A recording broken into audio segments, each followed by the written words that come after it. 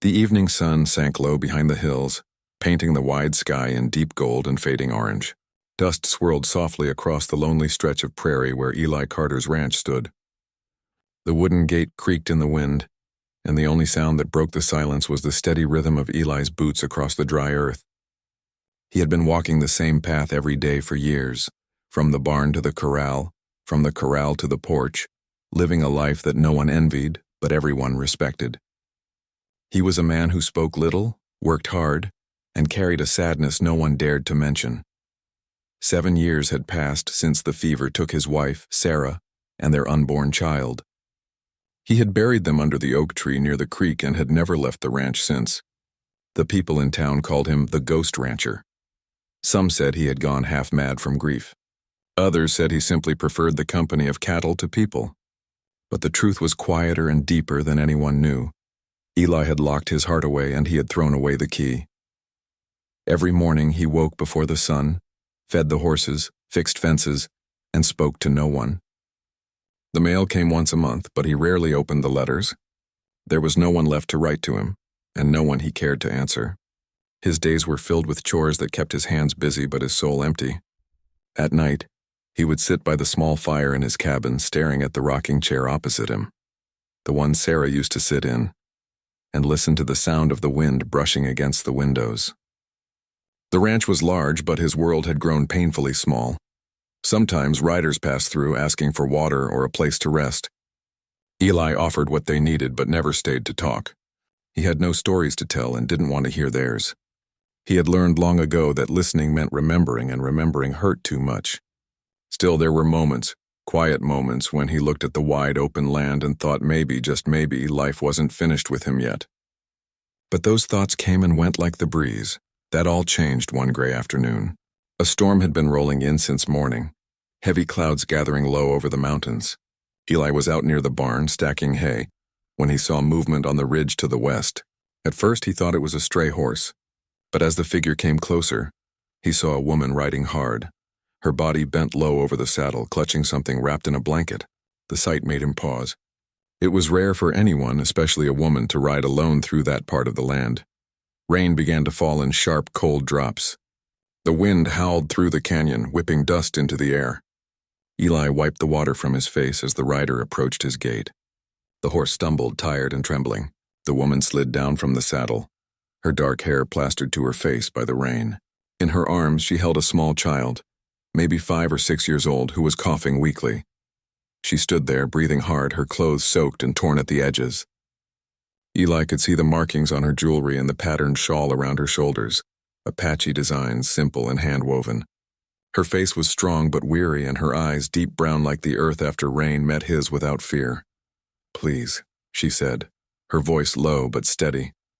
"My boy is sick. We need shelter." Eli hesitated. He hadn't spoken to a stranger in weeks. The storm thundered above them and lightning split the sky. The boy coughed again, his thin arms trembling under the blanket. Eli's instinct told him to help, but something in him resisted. Old habits, old fears. He had seen trouble come from pity before. Yet, as the wind whipped harder and the woman held the child closer, he couldn't turn them away. "There's a shed by the barn," he said roughly. "You can wait there till the storm passes." The woman nodded gratefully. She followed him across the muddy yard, her boots sinking into the wet ground. Inside the shed, Eli lit a lantern. The flickering light revealed the child's pale face and the worry etched across the woman's eyes. "What's his name?" Eli asked quietly. "Toma," she replied, brushing the boy's damp hair from his forehead. "He has not eaten in 2 days. His father—" She stopped, her voice breaking. "His father's gone." Eli said nothing.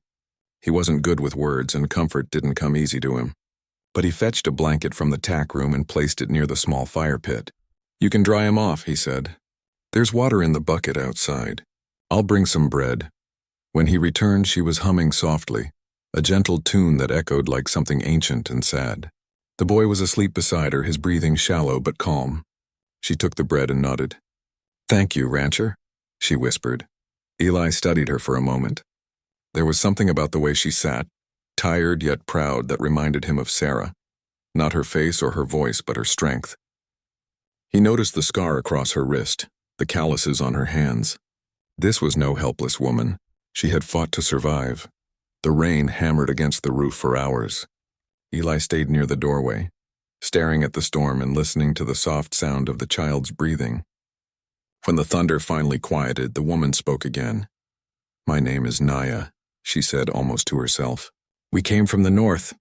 My husband was a scout for your army. When he died, my people turned away from me. They said I chose the wrong side." She looked down at the sleeping boy. "Now I have no tribe, no home."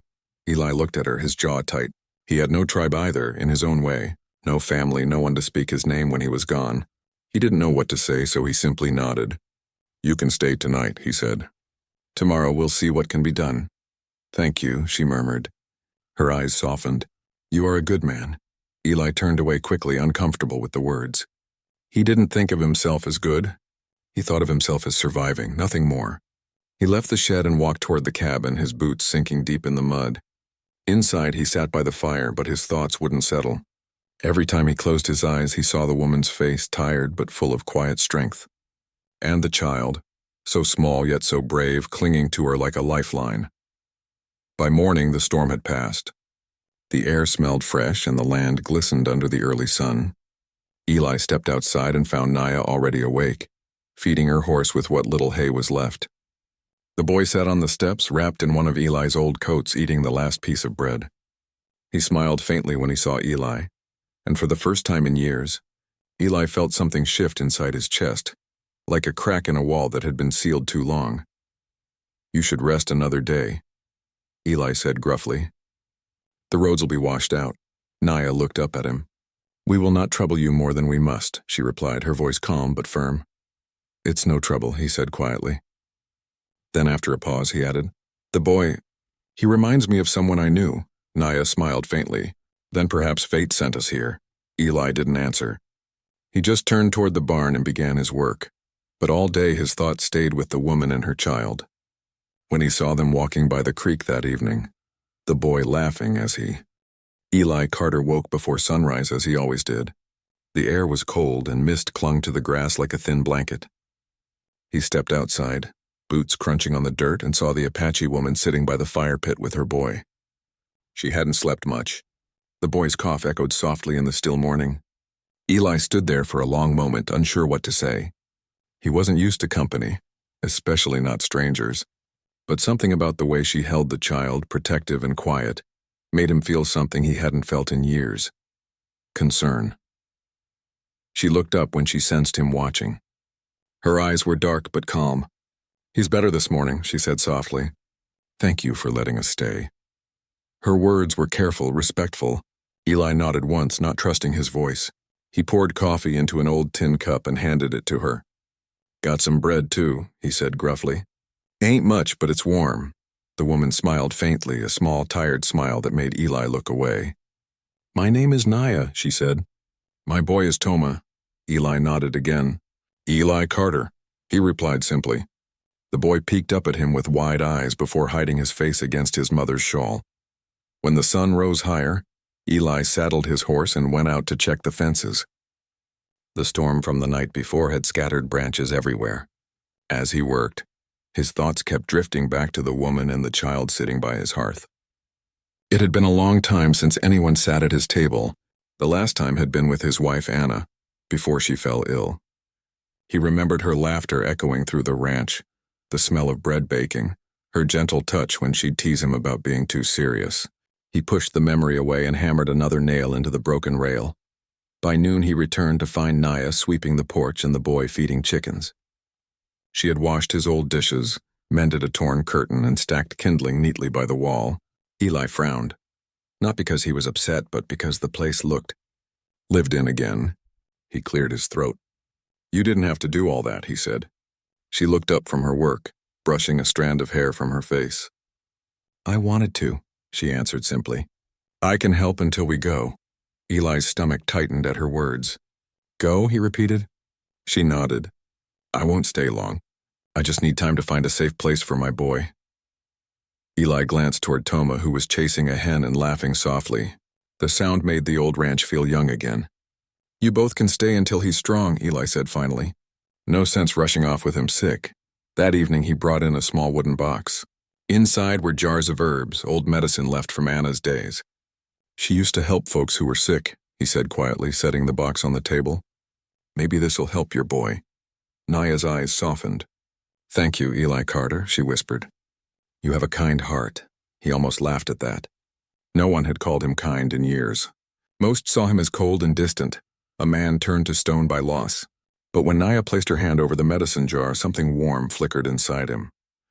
He sat down across from her, watching her grind herbs and mix them with water. Her movements were gentle but sure, like someone who'd learned to take care of others long before she was ready. Days passed quietly. The boy began to eat more and sleep better. Naya helped in the kitchen, cooked stew, and even fixed Eli's torn shirts. Sometimes, in the evening, she sang to Toma in her native tongue, a soft melody that carried across the open land. Eli would sit on the porch, listening from the shadows, pretending to polish his rifle just to have an excuse to stay near the sound. But peace didn't last long in that part of the country. One afternoon, when Eli went into town for supplies, whispers began to rise the moment he stepped into the store. You hear about the rancher? One man muttered. Took in an Apache woman and her kid. Another spat tobacco into a barrel. Ain't right. He's forgotten who he is. Eli felt their eyes on him, hard and judging. He didn't respond. He just paid for his supplies and left. But the anger followed him out the door. When he returned home, he found Naya hanging clothes on the line. You didn't tell me people would hate us, she said quietly without turning around. He froze. She must have heard something. Maybe someone had come by or the sheriff had warned her. They don't know you, he said slowly. They don't know you like I do. She turned to face him, her expression calm but tired. It's not me they hate, she said. It's what I am, Eli didn't answer. He wanted to tell her that people were fools, that they didn't understand. But deep down he knew how stubborn folks could be out there. Old anger between settlers and tribes still burned, even when there was no reason left for hate. He set the bag of flour down and looked at her. You don't need to be scared. Nobody's gonna hurt you here, he said finally. That night a soft rain began to fall. Eli sat by the fire fixing a saddle strap, while Naya hummed beside the sleeping boy. For the first time in years the house didn't feel empty. The shadows seemed softer, the silence warmer. He caught himself watching her reflection in the firelight, the calm way she breathed, the strength in her stillness. When she noticed, he looked away quickly, embarrassed. She smiled faintly, sensing his discomfort. You miss your wife, she said gently. Eli's hand stopped moving. He didn't look up. Every day, he admitted after a pause. I thought I was done with people after she died. Didn't see the point in talking or feeling anything. Naya nodded slowly. When my husband died, she said, I felt like the world ended too. But I had my boy. He gave me reason to keep walking. She looked down at Toma, who stirred in his sleep. Now I just want him to grow up somewhere kind. Eli watched her, his heart heavy. You'll find that place, he said softly. Maybe it's here. Maybe not, she gave a small smile. Maybe the wind will tell me where to go. When he went to bed that night, Eli couldn't sleep. The rain tapped against the roof, steady and soft. He thought of her words, the quiet hope in them, and realized how long it had been since he'd hoped for anything at all. The next morning, the sky was clear. The land smelled fresh and alive. Eli stepped outside and saw Toma running through the wet grass, laughing, his cough almost gone. Naya was hanging laundry again, her hair shining in the sun. Eli leaned on the fence and watched them, something stirring deep in his chest. He didn't know what it was, maybe peace, maybe fear, but he knew one thing for certain. He didn't want them to leave. That evening, as the sun dipped low, Naya sat beside the fire while Eli repaired a broken wagon wheel. You work too much, she said lightly. The land will still be here tomorrow. He grinned slightly. So will the chores, she laughed softly. And it was the first time he heard her laugh, soft and real, like the first note of spring after a long winter. When the boy went to sleep, they sat quietly for a long while. The wind outside had calmed and the stars stretched endlessly above the roof. Eli, she said finally, you saved us. I won't forget that, he shook his head. I didn't save anyone. Just gave you a place to rest. She looked at him with steady eyes. Sometimes that's enough to save someone. He didn't know what to say to that, so he just nodded, feeling his throat tighten. The firelight flickered across their faces, and for the first time in years, Eli Carter felt something he thought he'd lost forever: belonging. Days began to pass like calm waves on a quiet river. The ranch was no longer silent as before.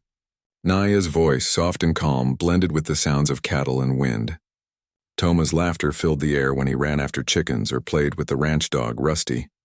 Eli often stood by the fence watching them with a strange feeling inside, something between comfort and fear. He had built his life around being alone, and now he didn't know how to feel with people around again. But every evening, when Naya brought supper to the table and smiled shyly before sitting down, the empty space in his chest didn't feel so heavy anymore. Naya had become part of the ranch's rhythm. She woke early, helped milk the cows, cooked warm bread, and fixed things around the house with quiet skill. Eli tried to tell her she didn't have to do all that, but she would only smile and say, "Work keeps the heart steady." He couldn't argue with that. Still, he noticed the way she looked around sometimes, the small flinch when a rider passed too close to the property, or how she'd hold Toma's hand tighter when strangers were near. The land wasn't kind to her kind. She was a widow of mixed history, part Apache, part the life settlers couldn't understand. One afternoon, Eli rode into town for supplies. He needed flour, nails, and medicine for the cattle. The town had always been quiet when he walked through, but that day he felt every eye on him. A few men outside the saloon stopped talking when he passed. Inside the general store, the shopkeeper gave a stiff nod. "Heard you got company up at the ranch," the man said, counting out bullets behind the counter. Eli didn't answer. "Apache woman, ain't it?" the shopkeeper added. "Word goes around fast." Eli's jaw tightened. "She's just trying to take care of her boy," he said evenly. The man shrugged. "Still, folks don't like it. Best keep her out of town." Eli grabbed his supplies and left without another word, but anger simmered under his calm face. When he returned home, he found Naya and Toma working in the garden. Toma was giggling as Naya showed him how to plant seeds. The boy's small hands were covered in dirt. "He'll grow good things," she said when Eli walked up. Eli smiled faintly. "Looks that way." He wanted to tell her about the talk in town, but couldn't. He didn't want to worry her. Later that evening, the sheriff came riding up. His horse kicked up dust near the porch. Eli stepped outside before the man even tied his reins. "Heard some talk," the sheriff began. "A few fellas been drinking too much and saying things they shouldn't. Just thought you ought to know." Eli crossed his arms. "What kind of things?" "They don't think it's right," the sheriff said carefully. "A woman like her living here. I told him you got a good head on your shoulders, but you know how folks are." Eli's eyes darkened. "Let 'em talk," he said. "They come near this ranch causing trouble, I'll deal with it myself." The sheriff sighed, tipping his hat. "You're a good man, Eli, but don't make enemies you don't have to." Then he rode off, leaving dust swirling in the fading light. When Eli went inside, Naya was sitting by the fire, sewing Toma's shirt. She looked up. "The sheriff came," she said quietly. Eli nodded. "Said some folks been talking. Nothing you need to worry about." But she could read the truth in his eyes. "They hate what they don't know," she said softly. "I've seen it before. When my husband died, I went to his people for help. They turned away from me, said I didn't belong anywhere." She looked into the fire, her voice trembling just slightly. "Sometimes I think the world is full of people who don't belong." Eli sat down across from her. "Maybe," he said. "Or maybe the world just don't know what to do with people who care too much." That night, rain started again, soft and steady on the roof. Naya tucked Toma into bed, and Eli sat outside under the porch roof listening to the drops hit the dry ground. He thought about the men in town, about the anger in their voices. He thought about Naya's calm strength and the way she smiled even when she was afraid. For the first time in years, Eli wasn't just protecting land or cattle. He was protecting something that felt alive, something that mattered. The next morning, Toma woke early and ran outside, waving a small wooden horse Eli had carved for him. "Mama, look." "Eli made me a pony," he said proudly. Naya looked at Eli, a gentle warmth in her eyes. "You made this?" she asked. He shrugged. "Just something I used to do when I had time." She ran her fingers along the smooth edges of the carving. "It's beautiful," she whispered. Eli felt a strange tightness in his throat. "It's just wood," he said quickly. But he knew it wasn't just that. It was a piece of his heart he hadn't realized he'd shared. Later that week, while Eli was fixing the barn roof, a wagon appeared on the horizon. Two men sat inside, both from town. They stopped at the gate but didn't come closer. "You got company," one called out. "Word is that Apache woman's still here." Eli climbed down, wiping sweat from his brow. "She's got a name," he said sharply. "It's Naya," the man sneered. "Don't matter what her name is. Folks don't want her around. Bad enough you're giving her shelter." Eli stepped closer, his voice low and steady. "You're on my land. You can leave now." The men hesitated, muttering something before turning their wagon around. Eli watched them go, anger burning in his chest. He knew this wasn't over. That evening he told Naya about it. She looked calm, though her hands trembled slightly as she folded laundry. "Maybe we should go," she said quietly. "I don't want Toma to grow up hearing hate." Eli shook his head. "You leave now, they win. You and the boy stay here. Ain't no one running you off this land." She looked at him then, really looked. "Why do you care so much, Eli Carter?" she asked softly. He didn't know how to answer. Maybe because he'd seen too much loneliness. Maybe because she reminded him what it meant to feel human again. "Because it's the right thing," he said simply. As the sun set, they stood outside together, watching the light fade over the hills. The air smelled of sage and rain. For a moment, it felt like the world had forgotten its cruelty. Naya turned to him and said quietly, "When my husband was alive, he said there are two kinds of men. Those who build fences to keep others out, and those who build homes to let them in. You're not the first kind, Eli."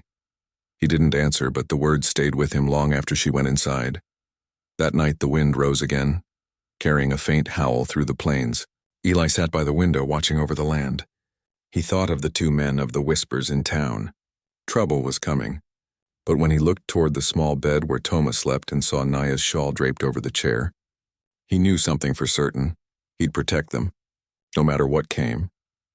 And somewhere deep inside, beneath the layers of grief and silence, Eli Carter realized that his lonely days might truly be over. He wasn't just a man guarding a ranch anymore.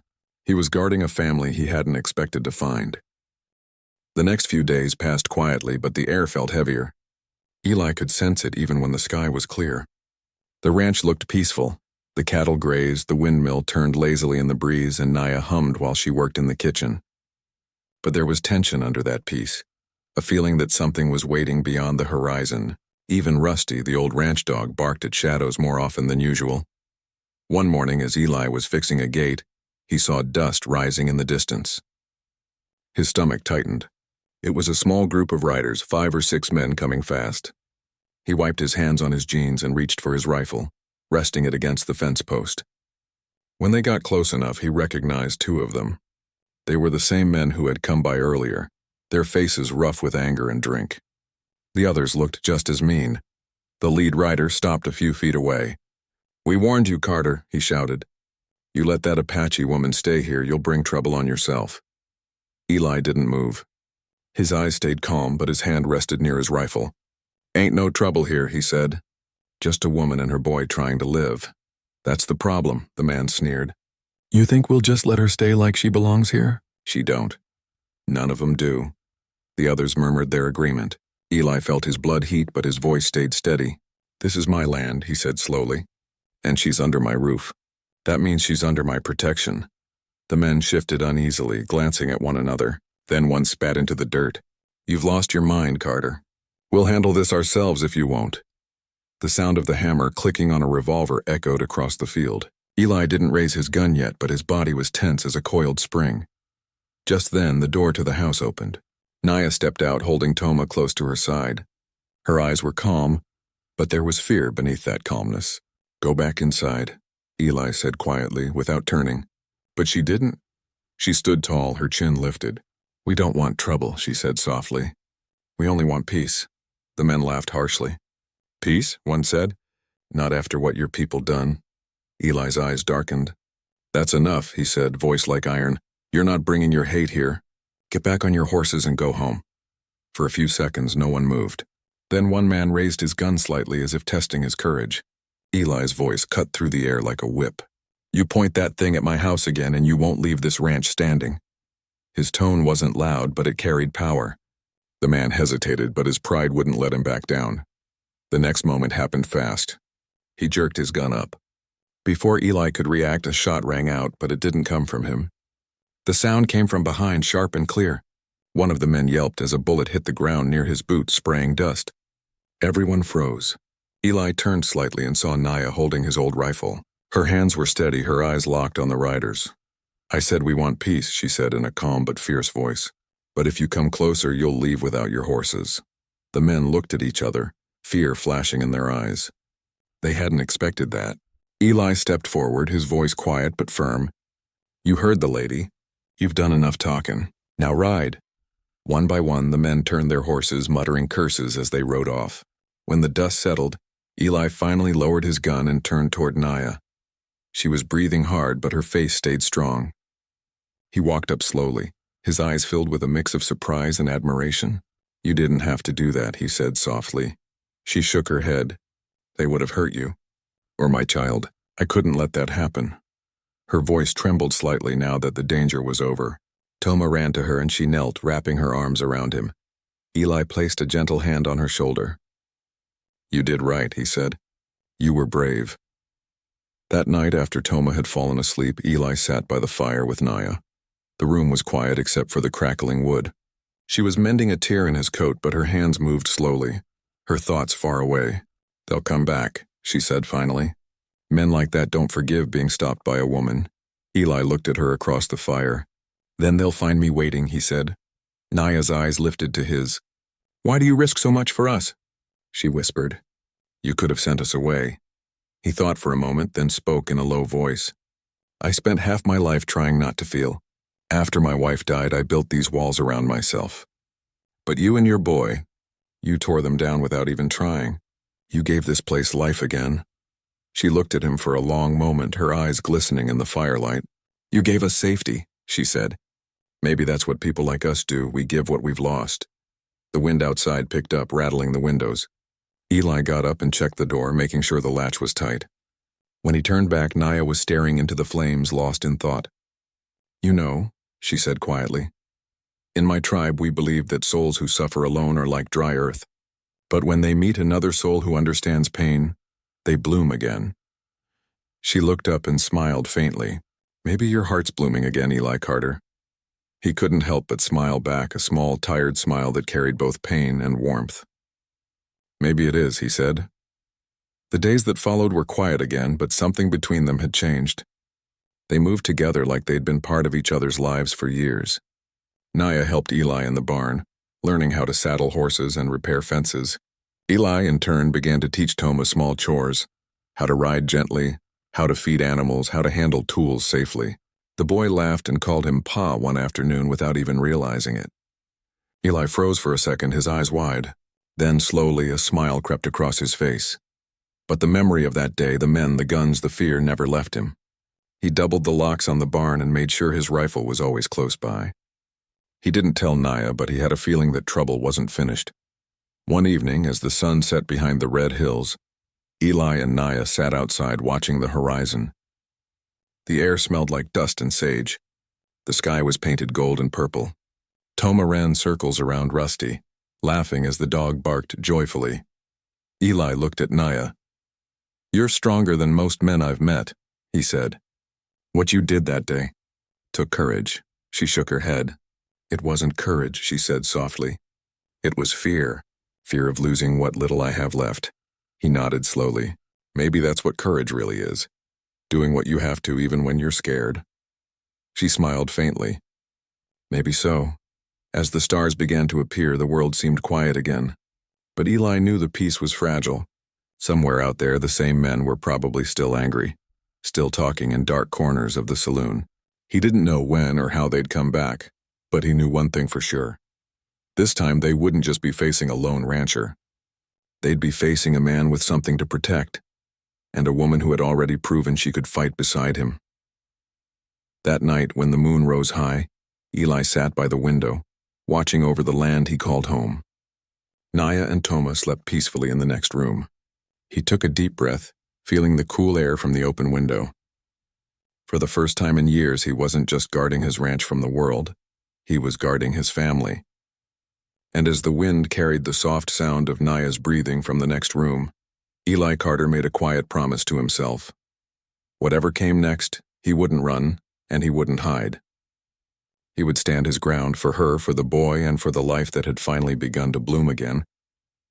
Spring arrived with a calm breeze and fields full of color. The rains had brought life back to the dry earth, and Eli's ranch looked different now, warmer, brighter, alive.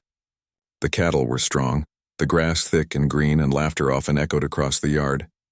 Naya's voice hummed softly while she worked, and Toma's cheerful calls followed her wherever she went. The once quiet house was now filled with small sounds that made Eli's heart lighter each day. He woke before dawn as usual, but now he wasn't alone. There was coffee on the stove before he even reached the kitchen. Sometimes he'd find Naya already awake, her shawl wrapped around her shoulders, watching the sunrise through the window. She'd look at him and smile gently.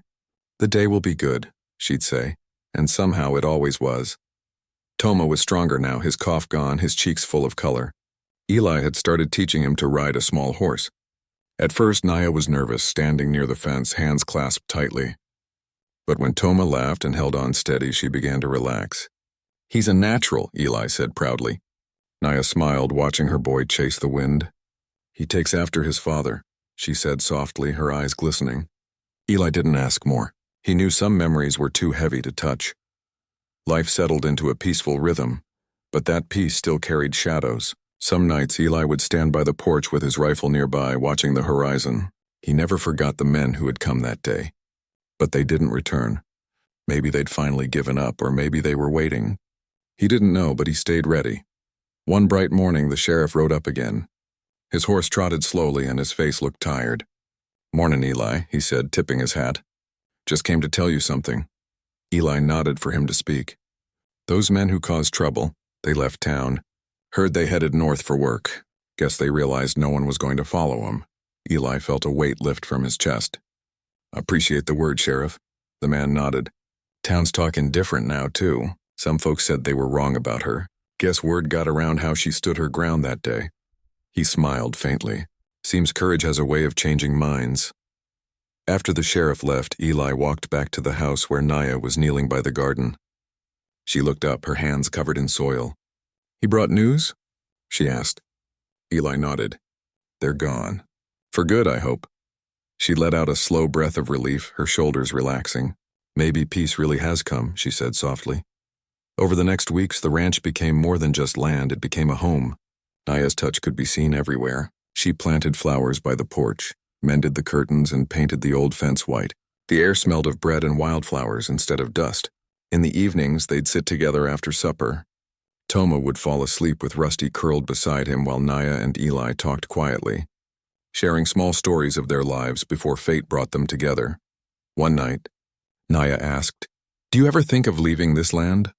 Eli looked out toward the dark fields. "Used to," he said. "After Anna died, I thought about selling everything. Couldn't stand the quiet. But now," he smiled faintly, "now I can't imagine being anywhere else." Naya nodded slowly.